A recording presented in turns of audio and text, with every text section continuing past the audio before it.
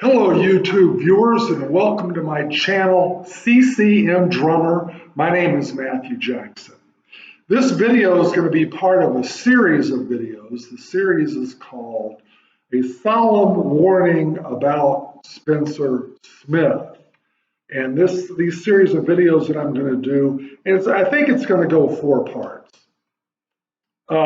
It's basically a series of rebuttal videos to Spencer Smith's YouTube video called A Solemn Warning About the Jesus Music Movie. And he published this video on September 25th, 2021. Ironically, the Jesus Music Movie came out on October 1st, 2021. So he actually did a critique or criticize the movie 1 week before it actually came out. Okay, so yeah, I have not seen the movie yet, the Jesus Music Movie. I live here in Brazil and it's not accessible. It wasn't accessible and on October 1st when it came out, but I do have every intention of seeing the movie, and then I'll in another video I'll give you my critique and my observations about that movie. So unlike Spencer Smith, I think I'll wait till after I see the movie before I give you a critique. I'm not going to do it before.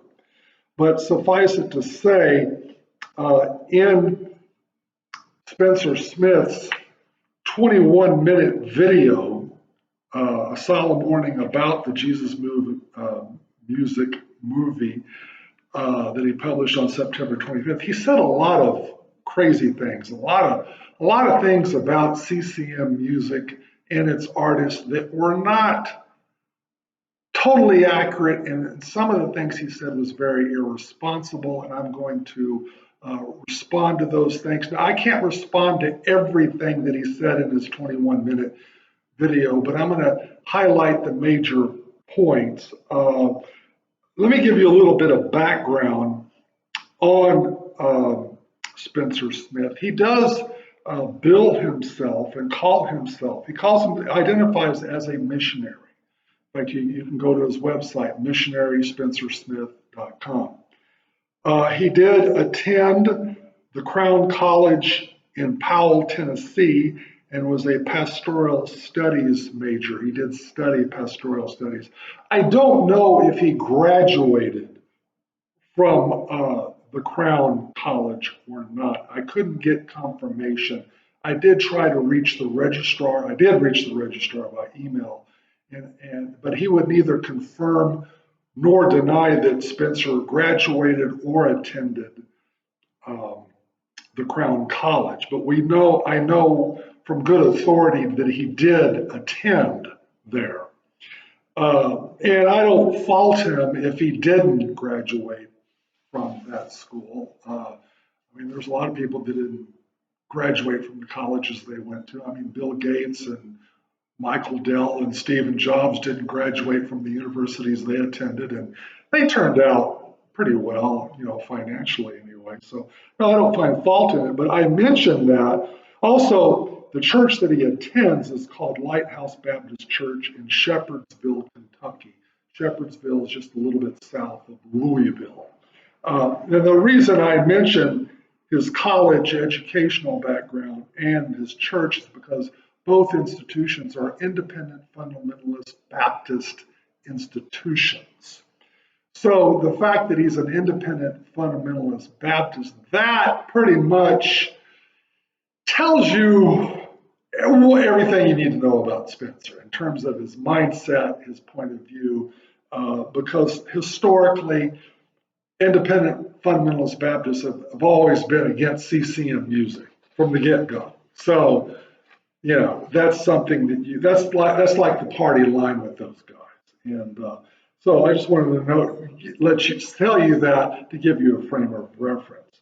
Now, like I said, this is probably going to be a 4-part series. The first part, part 1, I'm going to respond to his opening statement concerning traditional and Orthodox Christianity. Part 2, I'm going to respond to his book. He wrote a book called Calling Good Evil, The Lie of Christian Rock and Roll. Okay. So I'm going to give you my observations and my critique of his book in part 2 of this video series. Part 3, I'm going to talk about Elvis Presley and Larry Norman. He said some outrageous things about both of those guys. One of them, he said that CCM began with Elvis Presley. And so I'm going to, yes, he actually said that. I'm not joking. So in part 3, I will rebut that outrageous statement that CCM music, the history of CCM music began with Elvis Presley. He actually said that in his book and in the video. So yeah, it won't be too hard to rebut. But yeah, and he said some things about Leonard Warren. And then part 4, he asked a question to his viewers, does doctrine matter? Okay, so I'm going to answer Spencer Smith's question, does doctrine matter, in part 4 of this video series. But let me go ahead and start with rebutting his opening statements. Before I do, please feel free to like this video, make comments in the comment sections. If you feel that I'm unfairly criticizing Spencer Smith, you are free to make comments, and I would welcome that. Please feel free to share this video, and also please feel free to subscribe. I need some subs, yes. Okay, now let's go ahead and delve into Spencer Smith's opening statement in his video, A Solemn Warning About the Jesus Music Movie. Here's what he actually said, and this is verbatim. I actually transposed this. If you are one of those people that when you look at traditional Orthodox Christianity, and that's just some sort of weight on your soul, and it's just a horrible thing to you, and in your heart you long to break out of that mold and just go do something new and exciting, and you kind of view old-time religion as a cage, and that you want to break out of that and worship in a new and exciting way, then you are probably going to hell when you die. And that's a fact. End of quote. Yes, that's the guy, this is the kind of guy we're dealing with here. Okay. So this would be the gospel according to Spencer Smith. All right. My first observation about that statement is that he really didn't make the distinction between orthodoxy and tradition. Orthodoxy, when I think of orthodoxy, I think of it more along theological lines and doctrinal lines in terms of the core basic beliefs that you have to believe in order to be a Christian, like the deity of Jesus Christ, the virgin birth, death, burial, resurrection, ascension into heaven, and then his return. Okay, those are core beliefs. And if you tamper or stray from any of those core beliefs, and if you want to throw in the infallibility of the scriptures, I'll go with you on that. But if you tamper with those core tenets, then yeah, I would say that you got a problem. And you put yourself in moral peril if you do that. And yeah, you and Jesus will be having a long talk when you stand before the judgment seat of Christ. Yes.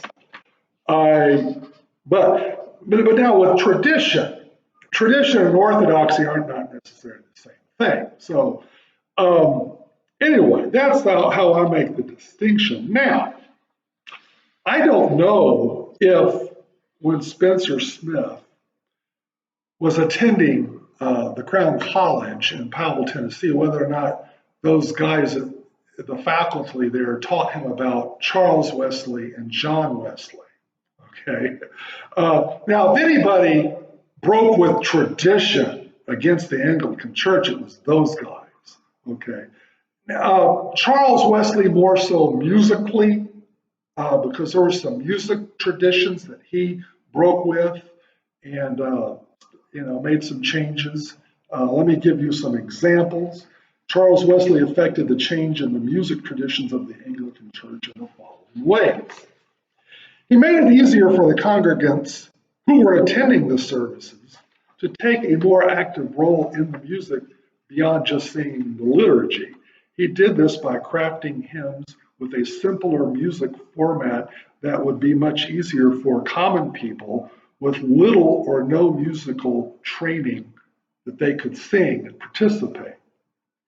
Number two, the lyrics of his hymns were comprised of his original poetry that he wrote as opposed to the Psalms and other biblical texts. So before Wesley, it was just basically the Psalms and scriptural text. Wesley wrote poetry from the theology that he had learned and put that into his hymns. So it was original poetry. That did not set well. That went against the grain. That was a new thing. That was innovative. Many of the melodies in the hymns that Charles Wesley wrote came from secular sources outside the church, such as symphonies, operas, and also popular folk music. He listened to popular folk music, sampled from what he heard, and then crafted similar melodies. Okay, that was not popular. Okay, John Wesley, his brother, he affected change by bringing the gospel message to the common folks outside the walls of the church. He would preach out in the open fields, the town squares, and he actually took the gospel to the people because they weren't coming to the church. That was a new technique that didn't set well with the establishment Anglicans. He also emphasized the importance of having a personal relationship with Christ that the existing establishment that was not emphasizing that. He utilized lay preachers. This also was a big rub with the establishment Anglicans. Utilizing lay preachers who did not have degrees and that hadn't been to seminary. So anyway, that's about it. Those are some and so John and Charles Wesley, they had some very innovative things, and they definitely went against religion. The Wesley brothers, they were banned in most of the pulpits throughout Great Britain.